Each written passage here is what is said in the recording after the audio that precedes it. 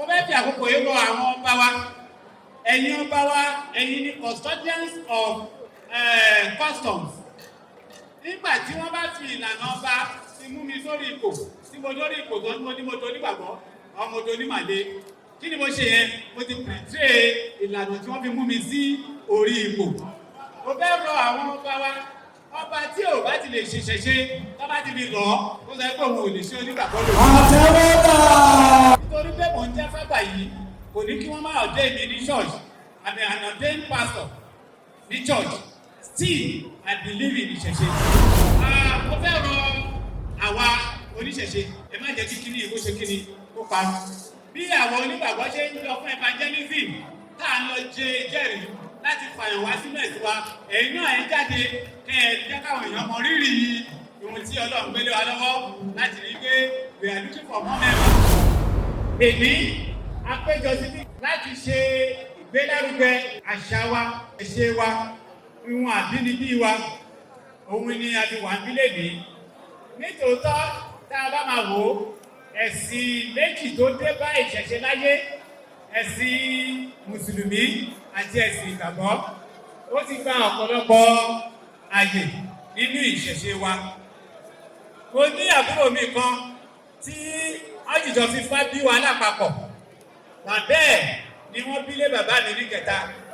Nítorí pé ó ṣe ìgbàgbọ́, ó ti ṣéèjì orúkọ ẹ̀ sí Jésù gbà yìí instead of Ifá gbà yìí.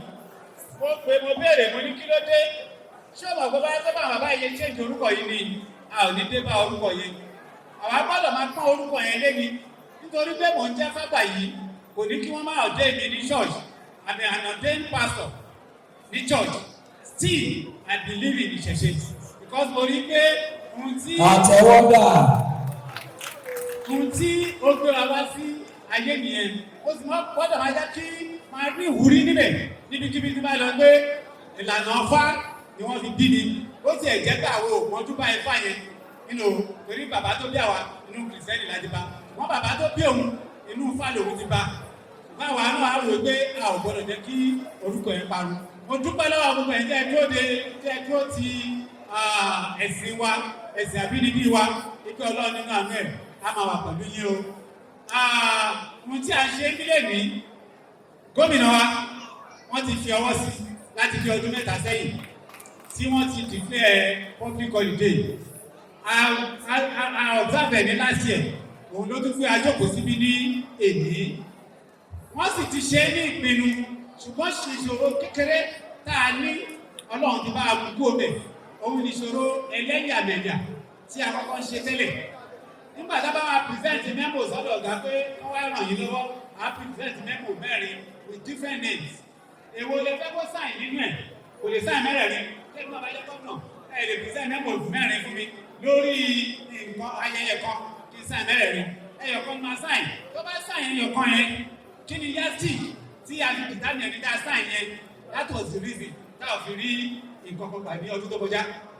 Àwa jókòó, àwa ronú ara wa wípé báwo la ilé ṣe tí ìfẹ́ lè jọba láàrin wa, tí gbogbo lè jọ papọ̀ láti jọ ṣe ọdún yìí níjọ́ kan. Àwa gbé àwọn olórí sí inú ọ́fíìsì wa, a bá wọn sọ. A ní ó máa ń wá kí gbogbo parapọ̀.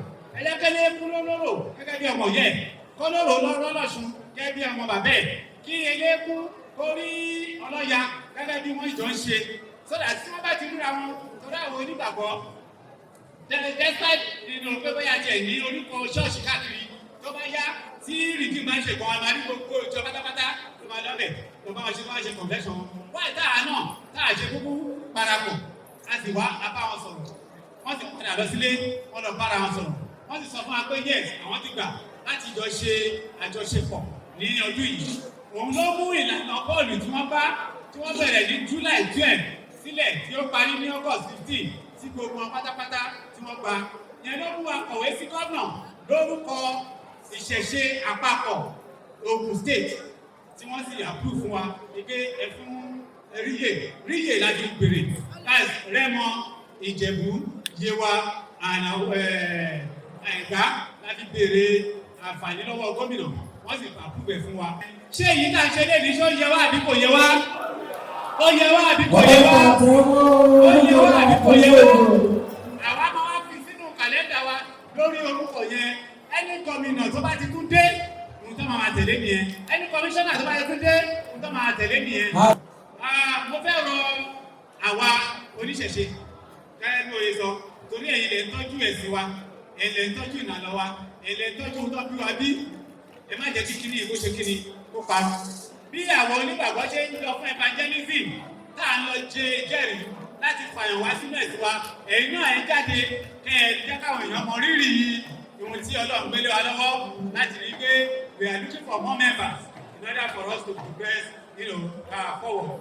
Mo fẹ́ fi àkókò yìí lọ àwọn ọba wa ẹ̀yin ọba wa ẹ̀yin ni custodians of customs. Nígbà tí wọ́n bá fi ìlànà ọba ti mú mi sórí ipò tí mo lórí ipò tó ní mo ní mo tó nígbàgbọ́ ọmọ tó ní màlé kí ni mo ṣe yẹn mo ti pèsè ìlànà tí wọ́n fi mú mi sí orí ipò. Mo fẹ́ rọ àwọn ọba wa ọba tí ò bá ti lè ṣiṣẹ́ tó bá ti fi lọ ó sọ pé òun ò lè ṣe onígbàgbọ́ lòun. Àtẹ̀wọ́dà. Tó bá ti sọ pé onígbàgbọ́ lòun wọ́n á lọ mọ ẹni tó lè bá wa ṣe ìṣẹ̀ṣe tí ó lè máa gbé ìṣẹ̀ṣe wa ní arúgẹ nígbàkúgbà tí